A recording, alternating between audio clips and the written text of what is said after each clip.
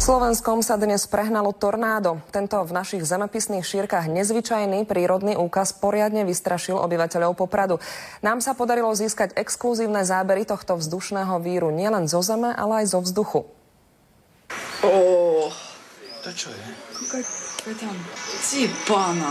Takýto pohľad sa dnes naskytol Popračanom. Bolo tesne popoludní. Meteorológ neskôr potvrdil to, čo si väčšina ľudí iba myslela. Bolo to malé aj malo vyvinuté tornádo. Práve v momente, keď sa tento lievik na oblohe objavil, leteli do Tatier na zásah aj leteckí záchranári.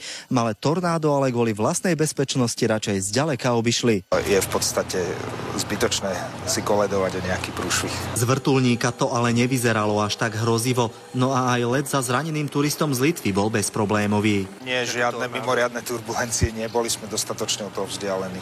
Tento 14-ročný Popračan tornádo nasnímal z okna svojej izby. Najviac sa zlakla asi moja mamka, ktorá hneď začala pratať kvety z okien. Tam niekde to bolo, tam jak skalnaté pleso. Meteorológ hovorí, že v tomto štádiu by toto tornádo potrápilo skôr malé lietadlá, ak by sa dostali do jeho tesnej blízkosti. Až by dosiahol povrch zeme, vtedy by vznikali aj materiálne škody. Prírodný úkaz dnes videli mnohí a leteckí záchranári ho chceli ukázať aj zranenému turistovi, no ten sa v Tatrách tak doráňal, že z vrtuľníka nemal silu sa na tornádo pozrieť. Štandardne v tenisôčkach na snežohovom poli nasledoval pád a náraz do skal.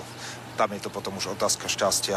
Mrak síce ľudí vystrašil, no ako rýchlo sa zjavil, tak rýchlo aj zmizol. No a toto nezvyčajné nebeské divadlo potom vystriedal poriadny lejak, po ktorom sa na región pod Tatrami začalo opäť usmievať slnko. Ján Tribula, televízia Markíza.